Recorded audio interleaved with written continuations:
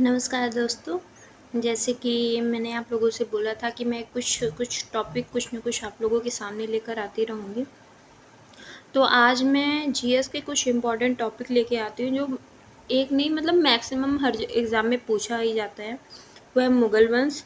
मुग़ल वंश के ऊपर आप लोग देख रहे होंगे ये सल्तनत काल विविध के हैं, कुछ क्वेश्चन हैं, अच्छे क्वेश्चन हैं।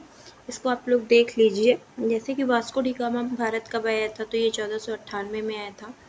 तबला का प्रचलन अमीर खुसरो ने किया था। फिर चंगेज़ खां का मूल नाम तमुचिन था, ठीक है। लेकिन इसका पहले इसको तमुचिन बोलते थे, लेकिन जब ये बड़ा हुआ तो इसका नाम चंगेज़ खां रख दिया गया था, क्योंकि इसने बहुत जहाँ भी आक्रमण किया था सब जगह इसने मतलब लूटपाट बहुत गंदे तरीके से मचाया था, तो इस वजह से इसका नाम चंगेज़ खां रख उठा था। फिर भारत में पोलो खेल का प्रचलन किया है तुर्कों ने, किस लोगों ने किया है। फिर पैगंबर हज़रत मोहम्मद साहब का जन्म 570 ईस्वी में हुआ था, उनकी आज भी मुस्लिम पूजा करते हैं। आगे देखते हैं, सल्तनत काल के अधिकांश अमीर एवं सुल्तान किस वर्ग के थे, तो वो तुर्किश थे। ये सल्तनत काल की बात की जा रही है, जो कि इसके पहले हमारे था ना कि क्या था, गुलाम वंश, तुगलक वंश, गुलाम वंश, खिलजी वंश, तुगलक वंश, सैयद वंश और लोदी वंश। ये हमसे क्रम भी पूछता है, तो गुलाम पहले आता है, गुलाम, फिर खिलजी, फिर तुगलक, फिर सैयद, फिर लोदी, ठीक है। तो इसको आप ट्रिक से भी याद कर सकते हैं। जीके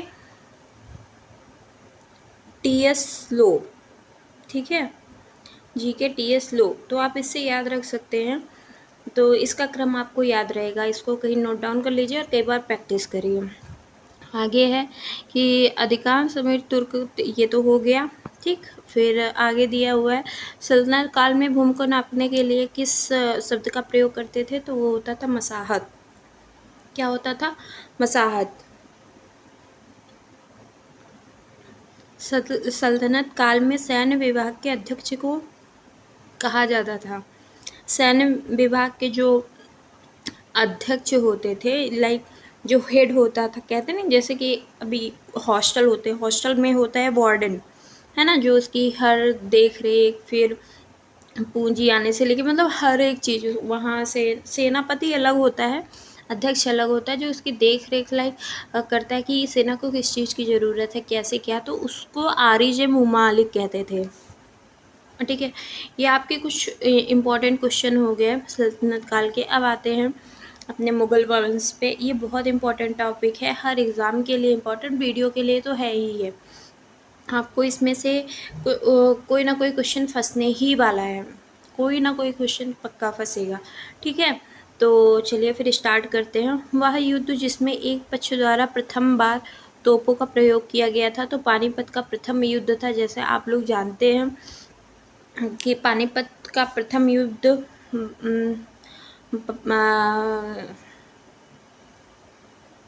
सॉरी एक मिनट, ठीक।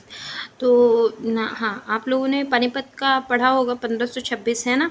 1526 में था कि ये किसके मध्य हुआ था, बाबर और इब्राहिम लोदी, ठीक है। ये भी पूछ लेता है कि किसके मध्य हुआ था, तो बाबर और इब्राहिम लोदी। मैं जो एक्सप्लेन भी करते चल रही हूँ, इसको भी आप लोग थोड़ा सा नोटिस करिएगा, ठीक है। तो इब्राहिम लोदी और बाबर के मध्य हुआ था। बाबर ने सर्वप्रथम बादशाह की पदवी धारण कहाँ की थी, तो काबुल में की थी। मेवाड़ के किस राजा को 1527 में खानवा के युद्ध में बाबर ने हराया था, तो वह था राणा सांगा। राणा सांगा ने ही इनवाइट किया था बाबर को इब्राहिम लोदी के अगेंस्ट लड़ने के लिए, शायद, जहाँ तक मुझे याद आ रहा है।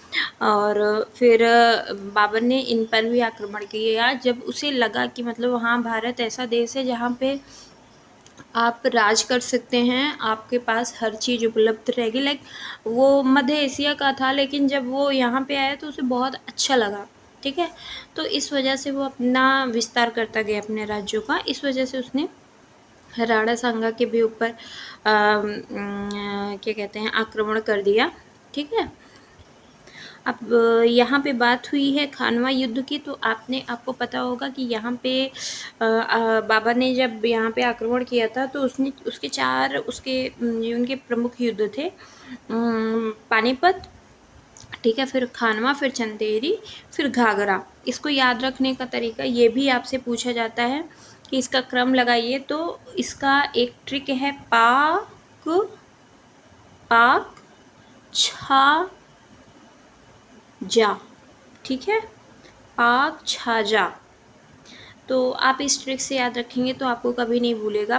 पानीपत, खानवा, चंदेरी, घाघरा, ठीक है। तो ये 4 युद्ध हो गए, पाक छाजा। अब आगे बढ़ते हैं। बाबर को सर-ए-पुल के युद्ध में पराजित किया था सैबानी खां ने। ये थोड़ा सा टफ हो जाता है, ठीक है, लेकिन फिर भी आप याद रखिएगा। बाबर को सर-ए-पुल, बाबर का एक इम्पॉर्टेंट मैंने बताया था, ये साइड में तो उसने काफ़ी युद्ध लड़े ही होंगे। तो सर-ए-पुल का जो युद्ध था वो सैबानी खां के द्वारा हुआ था। सर-ए-पुल, सर-ए-पुल था सैबानी खां, ठीक है। शेरशाह के अंतर्गत तांबे के दाम और चांदी के रुपये के विनिमय दर थी 64:1 का, ठीक है। तांबे के दाम और चांदी के रुपये की विनिमय दर थी 60, जैसे कि एक अगर आप चांदी का रुपया लें और 64 तांबे का लेंगे, तो ये सिक्कों का रेशियो होता था कि एक चांदी के सिक्के का मूल्य तांबे के 64 रुपये के सिक्के के बराबर होती थी। तो ये चीज़ था, ठीक है।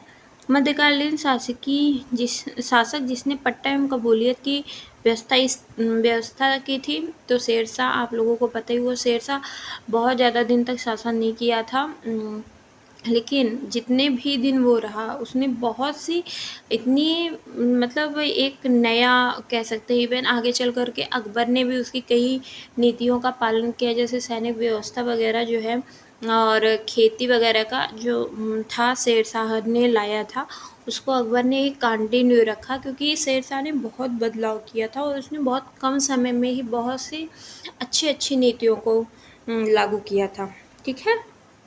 फिर आगे देखते हैं। शेरशाह की मृत्यु हो गई थी कलिंजर के युद्ध में 1540, ठीक है। मध्ययुगीन शासकों में उच्च शिक्षित शासक था। शिक्षित शासक की बात हो रही है तो शेरशाह बहुत ही शिक्षित था।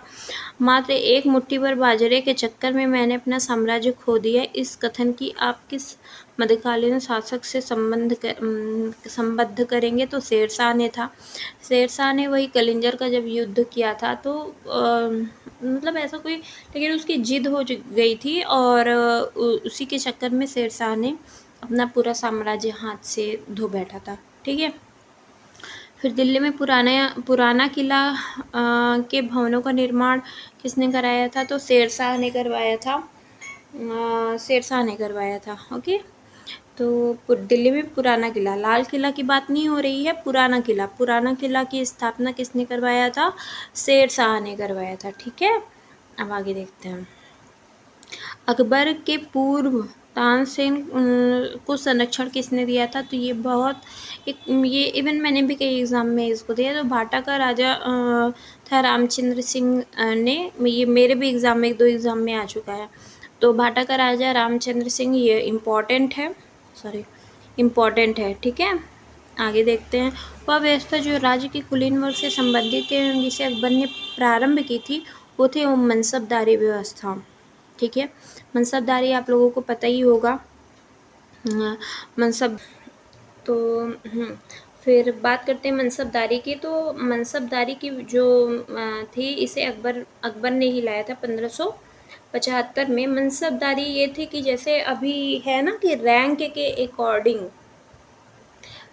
के अकॉर्डिंग हमारा ग्रेड पे बना होता है ना, कि अगर अधिकारी है तो लाइक आईएएस है तो उसका इतना इस रैंक का है, इस ग्रेड पे का है तो इसकी सैलरी। पीसीएस है तो इस ग्रेड का पे का है तो इसकी इतनी सैलरी। फिर उससे नीचे आते हैं तो लोअर की बात कर लेते हैं, है ना, ग्रेड बी की बात कर लेते हैं। तो ग्रेड बी में उसके हिसाब से उसकी ग्रेड पे बनती है। फिर ग्रेड सी, फिर ग्रुप सी की बात कर लेते हैं, ग्रुप सी में उस हिसाब से सैलरी बनती है ना। तो रैंक के अकॉर्डिंग बनाई गई थी। तो उसमें ये अकबर के समय में भी ये होता था कि जैसे कि जात के एक था, मतलब एक जात के आधार पे बनता था, एक जात के आधार पे बनता था और एक मतलब सवार लाइक ऐसे होते थे। तो जात ये प्रशासनिक सेवा देखते थे और ये सैनिक विभाग में होता था, ठीक है। तो ये सारी चीज़ें थी। आई थिंक आप लोगों को मनसबदारी क्लियर हो गई होगी। चलिए फिर आगे देखते हैं। अकबरकालीन सैन्य व्यवस्था आधारित थी मनसबदारी पे। अभी मैंने बताया कि सारी वो सारी चीज़ें थी। अच्छा, अकबर के शासनकाल में ध्रुवक गायकों में सम्मिलित थे तानसेन व हरिदास, ठीक है। तानसेन और हरिदास थे और इसमें एक फैक्ट था जो अभी मैं याद नहीं कर पा रही हूँ। हाँ, तो तानसेन और हरिदास थे। मैं आप लोगों को आगे किसी वीडियो में बता दूँगी, ठीक है। आगे है कि अकबर सैन्य व्यवस्था मनसबदारी थी, ये तो हो गया। दीन इलाही को धर्म कहने वाला इतिहासकार था अब्दुल कादिर बदायूनी, ठीक है। धर्म कहने का मतलब ये हो गया ना कि दीन इलाही ऐसा था जो जिसमें ये होता था कि सभी धर्म को मान्यता थी। ऐसा ये नहीं था कि भाई मुस्लिम, हिंदू, इसमें सब आ सकते थे और ये एक तरह का धर्म मान लिया गया था कि लाइक मतलब अकबर का ये था कि ये जो धर्म और ये सारी चीज़ें हैं, इन सबसे उठ कर के सारी दुनिया में ऐसा किया जाए, ठीक है। तो ये सारी चीज़ें थी। तो क्या नाम है, बदायूं ने किया था। और दूसरा ये था कि इसमें सबसे पहला और सबसे अंतिम हिंदू राजा था बीरबल, है ना, बीरबल। उसके बाद कोई गया भी नहीं, तो बीरबल ही था सबसे आखिरी। फिर राम सीता की आकृतियों और रामसी देवनागरी लिख में युक्त सिक्के किसने चलवाए थे?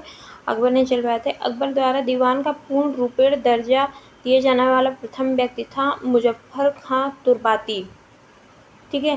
वह प्रसिद्ध जैन आचार्य जिनको अकबर ने सम्मानित किया था। तो हरविजय सूरी, ये बहुत बार क्वेश्चन आ चुका है। अधम का इसको अकबर ने मारा था।